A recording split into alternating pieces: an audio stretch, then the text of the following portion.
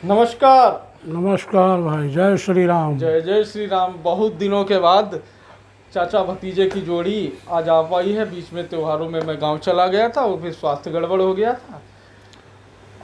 फिर से आ गए तो चाचा दर्शकों को ज़्यादा समय न लेते हुए सीधे किसी एक नए टॉपिक पे कोई अच्छा सी कहानी सुनाइए जो रोचक भी हो और हमारी धार्मिक भी हो।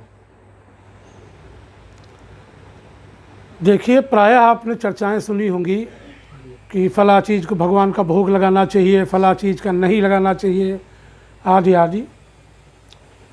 तो इस विषय पर एक बार ऐसे चर्चा हमने लोगों की देखी। दो लोग एक ग्रुप पे बहस कर रहे थे, फिर उसमें हमने उसके बीच में दखल दिया और उनके आपसी विवाद को सुलझाया। हाँ।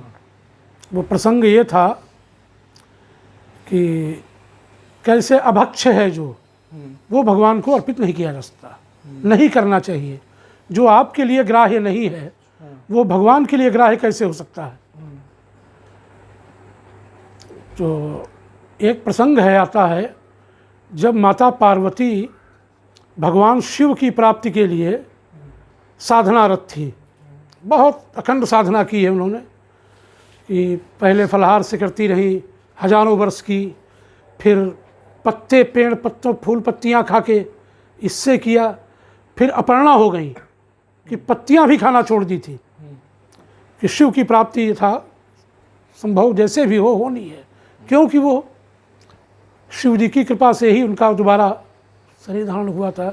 वो प्रसंग हुआ था नहीं राम भगवान वाला, तब सती माता फिर वो जाके शरीर से होकर के पुनर्जन्म में माता पार्वती रूप में आई।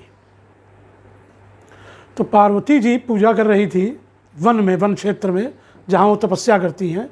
वो दिन रात शिवमय ही रहती थी। तो अपना शिवलिंग बनाया था उन्होंने और उसी पर वो पूजा रोज करती थी नित्य। एक दिन वो कुछ फूल पत्तियाँ अपने तोड़ने गई, बेलपत्र वगैरह, शमी पत्र, मंदार वगैरह के फूल, ये सब जितनी प्रिय वस्तुएं हैं शिव जी की, वो पूरे जंगल से वो एकत्रित करती थी और फिर विधान से बैठ के प्रेम से श्रद्धा से पूजा करती थी। शिव जी तो सर्वज्ञ हैं, कहते हैं ओमनी प्रेजेंट, ओमनी पोटेंट है, तो वो तो सर्वशक्तिमान है, सर्वज्ञ हैं, सब जानते थे, त्रिकालज्ञ हैं, त्रिकाल के निर्माता हैं, महाकाल हैं। तो माता जी की परीक्षा लेने के लिए वशिष्ठ आदि ऋषियों के साथ अपनी मंडली बना के साधु वेश में वहाँ पहुँचे जहाँ माता जी, पार्वती माता पूजा कर रही थी। और वहाँ बैठ गए शिवलिंग के पास। अब ये इंतज़ार करने लगे कि पार्वती जी आती हुई दिखाई पड़े, मतलब हम लोगों पे उनकी दृष्टि पड़ जाए, ऐसा मन बना के वो बैठ गए वहाँ। कुछ देर बाद देखा माता जी डलिया लिए अपनी फूल वाली और आ रही जल लिए। जब इन्होंने देखा कि इनकी नज़र हम लोगों पे पड़ गई, इनकी दृष्टि, तब उन्होंने ओम जय शंकर कहते हुए, ओम नमः शिवाय करते हुए अपने झोले से एक मांस का बड़ा लोथड़ा निकाला। और लोथड़ा निकाल के और पार्वती जी की तरफ देखते हुए कनखियों से और शिव जी पर अर्पित करने के लिए उपक्रम किया, अर्पित नहीं किया, अर्पित करने का उपक्रम किया कि शिव जी पर चढ़ाने जा रहे हैं शिवलिंग पर। ये देखकर पार्वती जी वहाँ से चीखी कस के, अरे ये क्या कर रहे हो, कैसे साधु हो, तुमको ये नहीं पता भगवान भोलेनाथ के शिवलिंग पर तुम मांस चढ़ा रहे हो, कैसे संत हो तुम, कैसे पुजारी हो, शिव भक्त हो, अशोभनीय है ये, चलिए हटिए यहाँ से। तो शिव जी मौन रहे, मुस्कुराते रहे। वशिष्ठ आदि ऋषि जो साथ में थे वो भी सब समझ रहे थे क्या खेल है ये, लीला है, कि वो सब शिव में थे, शिवांश ही थे सब वो। तो शिव जी रुक गए, कल जाइए आप मेरे शिवलिंग पर नहीं चढ़ा सकते, आप अपना कहीं और चढ़ाते होंगे, जहाँ कहीं साधना अघोर की करते हो, जो भी है आप वहाँ चढ़ाइए जाके।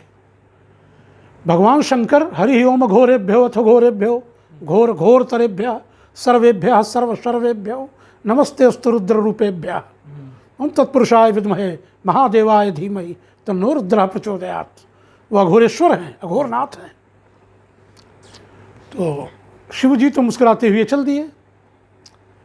और वशिष्ठ आदि ने ऋषियों ने रास्ते में पूछा कि प्रभु अब माता पर कृपा करिए और इनको अपना लीजिए, अब बहुत परीक्षाएं हो चुकी हैं, अब बड़ा माता त्रस्त और दुखी हैं, इतने हजारों वर्ष से वो आपके लिए तप कर रही हैं।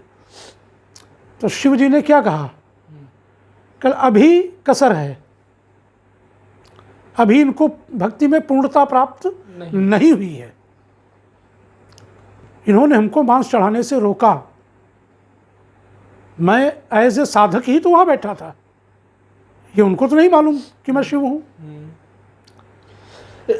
लिहाजा अभी कसर बाकी है, अभी इनको और तपस्या करने दो, अभी पूरी तरह परिमार्जन जब तक इनका नहीं हो जाता तब तक ये हमारे वामंग के लायक नहीं होती हैं। तो इससे तात्पर्य यह सिद्ध होता है कि जो हम ले रहे हैं, ग्रहण कर रहे हैं, जो हम स्वेच्छा से या हमारे जीवन के लिए जो हम ग्रहण कर रहे हैं, वो सभी कुछ भगवान को हम अर्पित करके ग्रहण करते हैं। स्वाभाविक है, रोटी रखी गई रोटी, पूड़ी रखी गई पूड़ी, सब्जी दाल चावल जो भी है, मीठा है, खाने का खाद्य जो खाद्य है वही तो हम खा रहे हैं।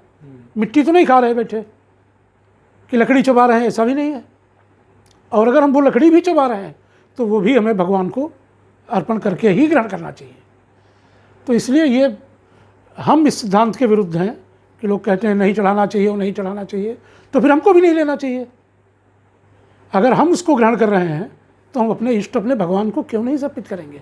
बिल्कुल, 5 पिंडों से शरीर बना हुआ है, वही ब्रह्म तत्व। पंचरचित हो धर्म शरीरा क्षिति जल पाओ कर गगन समीरा। अपने लिए ले रहे हैं तो सामने हमने तो शराब पीने वालों को भी देखा, वो भी शराब पीने से पहले भोग लगा देते हैं। भैरव जी को लगा देंगे, लगा देते हैं। काल भैरव हैं, ग्रहों में राहु केतु हैं, ये इन लोगों को चलता है क्योंकि ये तामसिक वृत्तियों के देव हैं।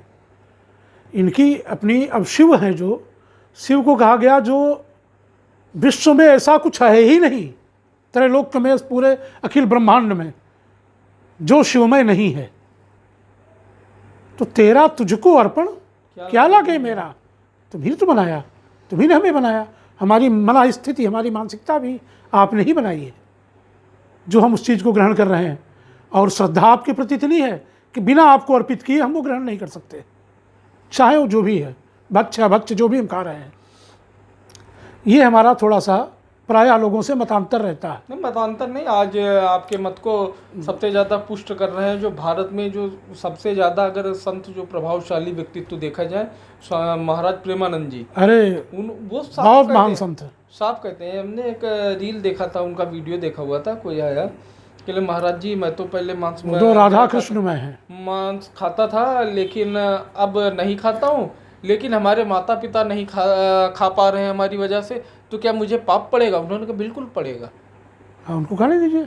कल आप उनको खिलाइए, अगर खा रहे हैं पहले तो कोशिश करें कि छोड़ देते हैं तो छोड़ दें, नहीं तो आप उनको करिए, बाकी आप भगवान के साथ में अपना मत करिए। ये तो मतलब यही है कि बहुत जगह कई संतों को हमने ये भी कहते सुना है कि अगर आपका कोई वृद्ध बुजुर्ग है या गरीब है और वो बीड़ी पीता है, तंबाकू खाता है, ये व्यसन है, सभी जानते हैं, नशा है, लेकिन उन संतों को हमने ये कहते हुए भी सुना है कि आप उनकी सेवा अगर भोजन रूप में दे रहे हैं तो आप उनको बीड़ी और तंबाकू भी दे दें।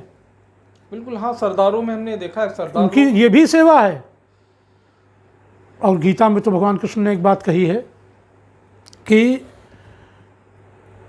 जो कुछ हम लोग ग्रहण कर रहे हैं वो दूसरे को हमेशा अर्पित करके करना चाहिए। अगर आपके निकटस्थ कोई भी व्यक्ति है, महापापी महाअधर्मी भी अगर कोई रहा है, हत्यारा है, डकैत है, बलात्कारी है, और वो सबको अपने मन में ग्लानि महसूस करते हुए छोड़ करके भगवान के शरणागत हो जाता है, तो वो भी हरिजन ही होता है, उसको आप साधु ही समझें।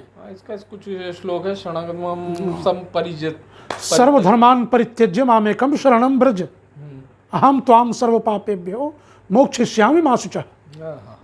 ये है तो सर्वधर्मान परित्यज्य, कहते हैं भगवान नारायण, साफ साफ कह दिया कि सभी धर्मों को अर्थात सभी कृत्यों को छोड़ दो, माम एकम, सिर्फ एक मेरी शरण में आ जाओ, अहम त्वाम सर्व पापेभ्यो, तुम्हारे सारे पापों को मैं समाप्त करके, नष्ट करके, मोक्षयिष्यामि मा शुचः, मैं मोक्ष प्रदान कर दूंगा।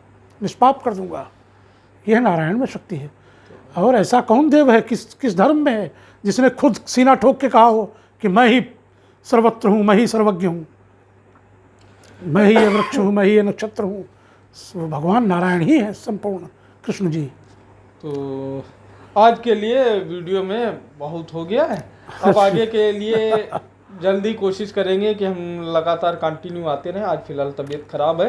आप सभी से अब बहुत अच्छे प्रसंग डालेंगे। हाँ, फिर से रिक्वेस्ट यही है कि आप सभी लोग हमारे RR व्लॉग्स हरदोई को सभी लोग सब्सक्राइब कर लें, फॉलो कर लें, और सभी लोग कोशिश करें कि अधिक से अधिक लोगों में, जो भी अपने घर परिवार के लोग हैं, लाइक करें, के बीच में ले जा कर के सब्सक्राइब करवाएं। वीडियो आपको अच्छा लग रहा है तो लाइक ज़रूर करें, और आपको कोई शिकायत या सुझाव देना है तो आप नीचे कमेंट बॉक्स में दे सकते हैं। हम लोग कमेंट बॉक्स को पढ़ते सुधार करेंगे और उस पर सुधार करेंगे और रिप्लाई वगैरह भी देते रहते हैं।